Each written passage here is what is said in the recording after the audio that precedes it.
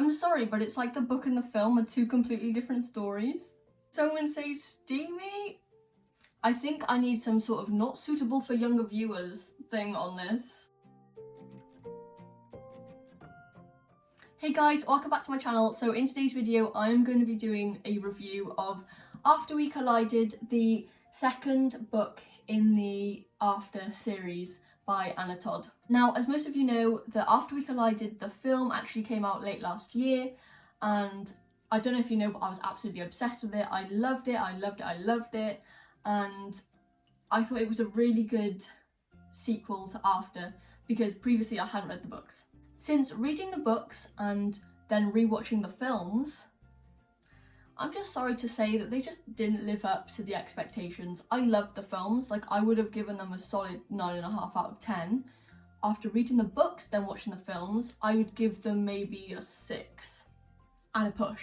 Okay, so I don't want to give out any spoilers, so I would potentially just not watch this video if you haven't read the book and are going to want to read the book, because the book is different to the film and I don't want to give away any spoilers or things and ruin people's perceptions.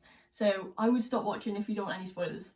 So one of the main differences between the book and the film is Zed, the character Zed. Now I've seen some of the deleted clips from the film and Zed is in those, and they've just taken him out, and I don't understand why, because Zed, he's not my favourite character, but he causes so much havoc and drama that it makes him my favourite character, if that makes sense. I love him as a character, but I hate his guts.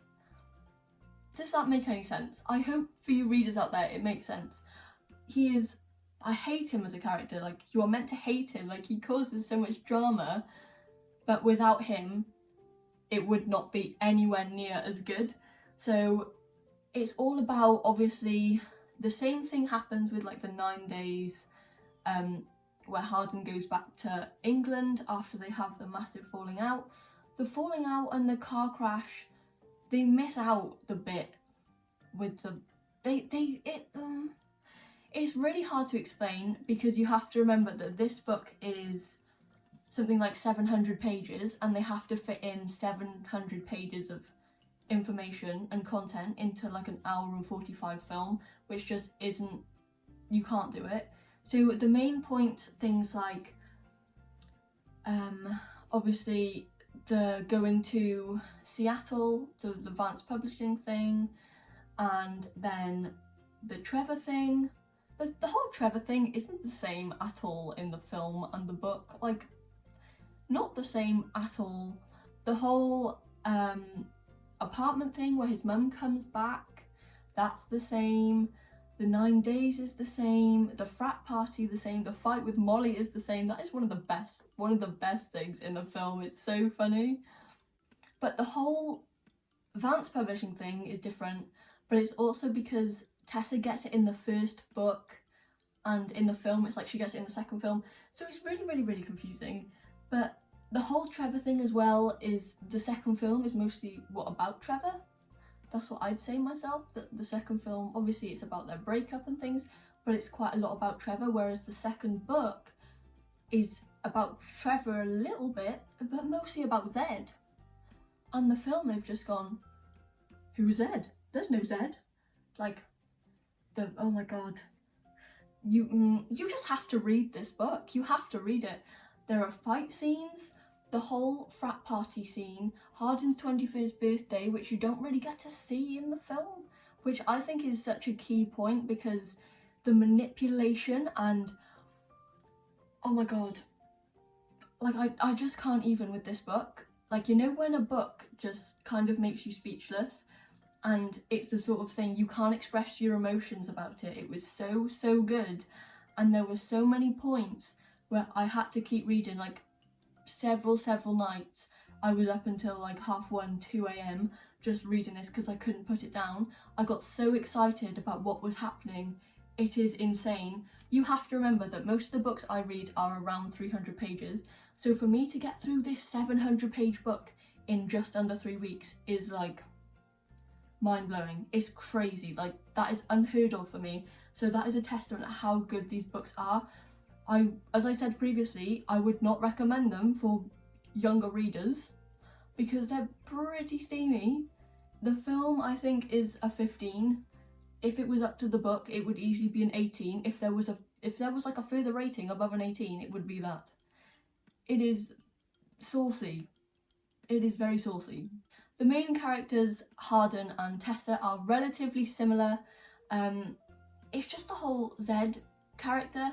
Landon, again, is very similar, and I'm not sure, I can't remember if Dakota is mentioned in the film, but it's very different because in the film, Landon just plays this like best friend part and there are no real issues there. Whereas in the book, Tessa makes a decision to try and get Hardin and Landon to become mates, because obviously like they're stepbrothers now, because Karen married his dad, Chancellor Scott, and they go to ice hockey together and things like that. And I just really love their like bromance blossoming. I think it's so nice, and the fact that he goes to him for advice on Tessa is actually like so cute. Like Hardin is really toxic, like don't get me wrong, I know that he's a really toxic guy, but the whole like him trying to fight for Tessa is just like so cute, and it shouldn't be because it's so toxic, but it just is, and I have to just keep reading it. So this book ends on like a really big cliffhanger, and the cliffhanger is actually exactly the same as the film. I keep pointing over there because my telly is over there, but it's exactly the same, and if you've seen the film, you know how it ends. So comment down below if you know how the film ends, and if the book ends, comment down below if you've read the book, and if you have read the book, let me know whether you prefer the books or the films. I definitely prefer the books, but I can't wait to see how they've done the films, because obviously they filmed 3 and 4, and I cannot wait for them to come out. I don't know if you've seen the teaser for After We Fell on Instagram on the after page, but it looks steamy. So I would not be surprised if they like up it to an 18. Like I genuinely wouldn't be surprised, because I think the first one was like a 12 or a PG, and the second one I think was a 15. So I genuinely would not be surprised if they upped it to an 18 and included some more of the content that is in the book. Oh my god, it's so good. Anyone who hasn't read it, like you need to, even if you're not a big fan of like YA romances. Is it even a YA if it's like this? Arguably not. It's like a 50 Shades with Harry Styles as the main character, essentially. That's what it is. So One Direction fans, this is right up your street. Romance fans, this is right up your street. Everyone needs to read these books. Okay, so I know that was probably a really awful review, but I don't want to include too many spoilers. Just the biggest spoiler I have is about Zed and the chaos and manipulation and everything that he causes. He causes havoc amongst their relationship, and the fact Hardin tries to change and Tessa's all confused, and she makes some really rash decisions, and it's going to affect the 3rd book massively and their relationship. And Hardin's fear of commitment and marriage and children and the whole Vance thing and Smith. So basically everyone has to read it. I'm sorry that this review was probably absolutely awful and you got no information about the book in this review. I do apologise, but as you can tell, I am so excited about this book and I cannot recommend it enough. So make sure you check it out and add it to your want to read on Goodreads. So if you like the video, make sure to give it a thumbs up. Comment down below if you have read the series or just 1 or 2 of the books and what you thought. Make sure to subscribe to my channel to never miss another video, and I'll see you again soon for another one. Bye!